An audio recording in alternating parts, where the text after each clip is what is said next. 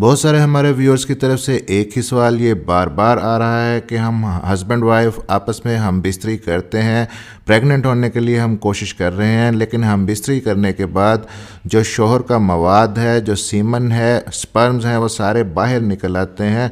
तो ऐसी सूरत में हमें हमल भी नहीं हो रहा, रिपोर्ट्स भी सारी ठीक हैं, तो क्या हमल ना होने की वजह यही है? हमें कोई ऐसा तरीका, कोई ऐसा इलाज बता दें ताकि ये जो मवाद है, मर्द का जो स्पर्म है, सीमन है, ये बाहर ना निकले, आगे की तरफ ट्रैवल करे और बच्चेदानी तक पहुंच जाए और प्रेगनेंसी कंसीव करने में आसानी हो जाए। और क्या कोई ऐसा तरीका है जिससे मर्द के स्पर्म बाहर ना निकले और मवाद आगे की तरफ जाए और प्रेगनेंसी जल्दी कंसीव हो? जी हाँ, बिल्कुल ऐसा तरीका है। आज की वीडियो में हम डिस्कस करेंगे कि जल्दी हमल कंसीव करने के लिए हम बिस्तरी करते वक्त मेल का मवाद बाहर ना निकले, इसके लिए ऐसा क्या किया जाए ताकि बच्चेदानी तक उसको पहुंचाया जा सके और वहां से स्पर्म बच्चेदानी के मुंह के अंदर जाए और वहां से ट्रैवल करता हुआ फिलोपियन ट्यूब में पहुंचे और वहां पर जाकर एग को फर्टिलाइज कर दे और प्रेगनेंसी कंसीव हो जाए। बहुत ही इंपॉर्टेंट टिप्स बताऊंगा इस वीडियो के अंदर। आपको 4 टिप्स ऐसे बताऊंगा जिनको मर्दों ने फॉलो करना है और 4 टिप्स ऐसे बताऊंगा जिनको खवातीन ने फॉलो करना है हम बिस्तरी करते वक्त। अगर आप इन टिप्स को फॉलो करेंगे तो मवाद बाहर भी नहीं निकलेगा, जो काम के स्पर्म होंगे वो आगे जाएंगे और हमल कंसीव हो जाएगा, जल्दी ठहरेगा और ज़रूर ठहरेगा। मेरा नाम है डॉक्टर ताहिर। आगे बढ़ने से पहले चैनल को सब्सक्राइब ज़रूर कर लीजिएगा। सबसे पहले एक बात जान लें कि हम बिस्तरी करने के बाद जो मर्द का मवाद है, सीमन है, वो बाहर निकल आता है, क्या इसमें कोई परेशानी की बात है? क्या इससे वाकई हमल नहीं होगा? बिल्कुल भी परेशान नहीं होना। मिलने के बाद कुछ ना कुछ मवाद बाहर निकलना ज़रूर होता है, क्योंकि मर्द का जो सीमन होता है उसके अंदर ना सिर्फ स्पर्म होते हैं बल्कि कुछ और पतली सिक्रीशंस भी होती हैं, जैसे कि प्रोस्टेट की सिक्रीशंस हैं। तो ये जो सिक्रीशंस हैं इन्होंने बाहर ही निकलना होता है। जो जिंदा जरासीम होते हैं मनी के अंदर, जिन्हें स्पर्म कहते हैं, वो आगे की तरफ ट्रैवल करते हैं, लेकिन ये मेल के जरासीम स्पर्म्स जिन्हें कहते हैं, अगर पावरफुल होंगे तो तभी आगे की तरफ ट्रैवल करेंगे। मर्द के एक बार के डिस्चार्ज में मिलियंस ऑफ स्पर्म्स होते हैं और इन मिलियंस ऑफ स्पर्म्स के अंदर डिस्चार्ज होने के फौरन बाद एक तरह से रेस शुरू हो जाती है और उन मिलियंस ऑफ स्पर्म में से सिर्फ एक स्पर्म ऐसा होता है जिसने आगे जाकर फिलोपियन ट्यूब तक पहुंचकर एग को फर्टिलाइज कर देना होता है। उसके बाद जब एग फर्टिलाइज हो जाता है तो बाकी के स्पर्म एग को टच नहीं कर सकते। तो हम बिस्तरी करने के बाद जो मर्द का मवाद बाहर निकलता है, इस पर कैसे कंट्रोल किया जाए ताकि जो काम के जरासीम हैं, जो स्पर्म हैं, वो आगे की तरफ ट्रैवल करें और जो फालतू मवाद है वो बाहर निकल आए। तो हम बिस्तरी करते वक्त 4 टिप्स को फॉलो करना है खवातीन ने, और 4 टिप्स ही पे अमल करना है मर्दों ने, तभी प्रॉब्लम नहीं होगा और प्रेगनेंसी जल्दी कंसीव हो जाएगी। सबसे पहले मर्दों के हवाले से बात कर लेते हैं। तो आप जब डिस्चार्ज होते हैं, अगर आप ये महसूस करते हैं कि आपका सीमन बहुत ज़्यादा पतला है, तो डेफिनेटली अगर मर्द का मवाद पतला होगा तो वो बाहर की तरफ आएगा। और इसके लिए मर्दों ने 3 चीज़ें अपनी डाइट में ज़रूर शामिल करनी है, और ये तीनों चीज़ें आपके जो सीमन का मवाद है उसको गाढ़ा करने में आपको हेल्प आउट करेंगी। सबसे पहली चीज़ है केला, और दूसरी चीज़ है अनार, और तीसरी चीज़ है वॉलनट यानी कि अखरोट।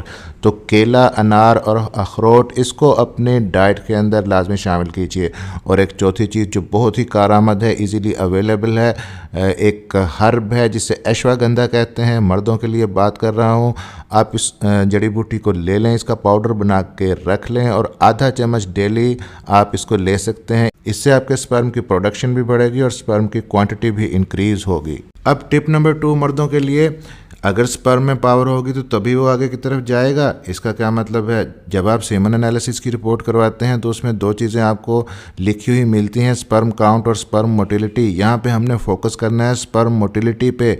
इसका मतलब है हरकत करने वाले स्पर्म कितने हैं आपकी रिपोर्ट के अंदर। कम है तो आपको ज़रूरत है कि अपने हरकत करने वाले स्पर्म को बढ़ाएं, क्योंकि अगर आपके मवाद के अंदर हरकत करने वाले स्पर्म नहीं है, काउंट बेशक ज़्यादा है, तो जो मवाद जहाँ गिरेगा वहीं पड़ा रहेगा, आगे नहीं जाएगा बल्कि बाहर की तरफ ही निकलेगा। और जो हरकत करने वाले स्पर्म भी होते हैं उनके अंदर भी फर्दर कैटेगरीज होती हैं।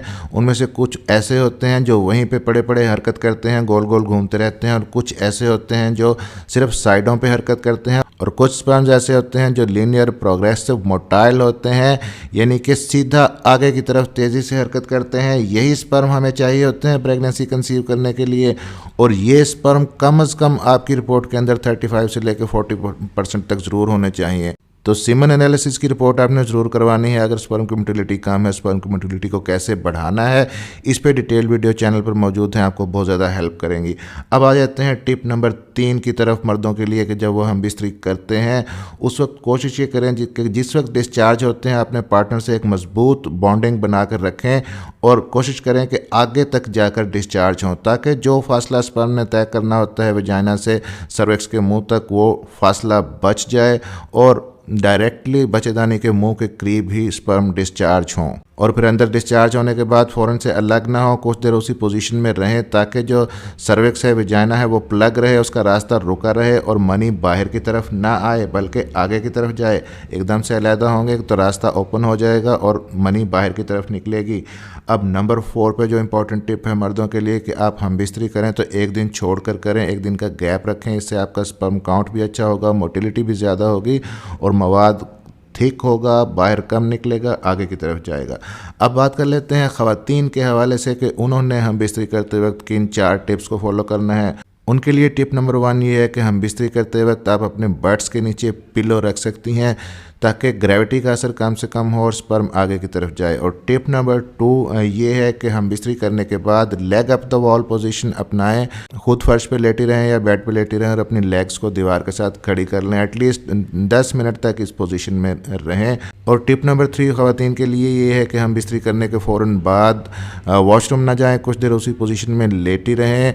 एटलीस्ट 30 से लेकर 35 मिनट्स तक बट्स के नीचे पिलो भी मौजूद रहे ताकि स्पर्म आगे की तरफ जाएं, ट्रैवल करें और बच्चेदानी के मुंह तक पहुंच जाएं। और आखिरी टिप ख़वातीन के लिए ये है कि ओवुलेशन डेज़ के अंदर हस्बैंड के साथ हम बिस्तरी करें, क्योंकि ओवुलेशन डेज़ के अंदर बच्चेदानी का मुंह खुला होता है। क्योंकि स्पर्म अगर आगे की तरफ जाते भी हैं, मवाद बाहर नहीं निकलता, आगे की तरफ जाता भी है, लेकिन आगे जाकर उसको रास्ता नहीं मिलता, बच्चेदानी का मुंह बंद है, तो आगे ट्रैवल कैसे करेगा, फिलोपियन ट्यूब तक कैसे पहुँचेगा और एग को कैसे फर्टिलाइज करेगा। तो बच्चेदानी का मुंह खुलता है ओवुलेशन डेज़ के अंदर। ओवुलेशन डेज के अंदर हम बिस्तरी करेंगी तो जो स्पर्म आगे की तरफ जाएगा वो बच्चेदानी के अंदर चला जाएगा। ओवुलेशन डे कैसे आपने निकालना है, बहुत सारी वीडियोस मेरी मौजूद हैं इस चैनल पर, आप देख सकती हैं। ब्रीफली मैं आपको बता देता हूं कि आपके जो मेंसेस आए थे उसका जो पहला दिन था आप उसको नोट कर लें और पहले दिन के बाद आप आगे काउंट करें 14। जो ऑलमोस्ट 13 या 14th डे होगा आपके साइकिल का, वहाँ पर जाके आपको अंडे का इखराज होता है, ओवुलेशन होती है और उन्हीं दिनों में बच्चेदानी का मुँह खुला होता है।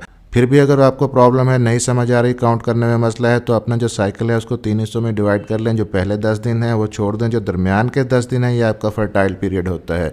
इसमें आप एक दिन छोड़कर एक दिन अपने हस्बैंड के साथ मिलेंगी तो प्रेगनेंसी कंसीव करने के चांसेस मैक्सिमम होंगे। तो जो कपल्स इस प्रॉब्लम को फेस कर रहे हैं कि हम बिस्तरी करने के बाद मर्द का मवाद बाहर निकल आता है और प्रेगनेंसी कंसीव नहीं हो रही, तो 4 टिप्स मर्द फॉलो करें और 4 टिप्स ख़वातीन जो हमने डिस्कस किए हैं, प्रेगनेंसी ज़रूर होगी और जल्दी हो जाएगी। चैनल को सब्सक्राइब जरूर कर लीजिएगा और बेल नोटिफिकेशन ऑन कर लीजिएगा, क्योंकि इस चैनल पर प्रेगनेंसी से रिलेटेड बहुत ही हेल्पफुल वीडियोस आपके लिए मौजूद हैं। मिलते हैं अगली किसी वीडियो में, तब तक के लिए अपना ख्याल रखिएगा।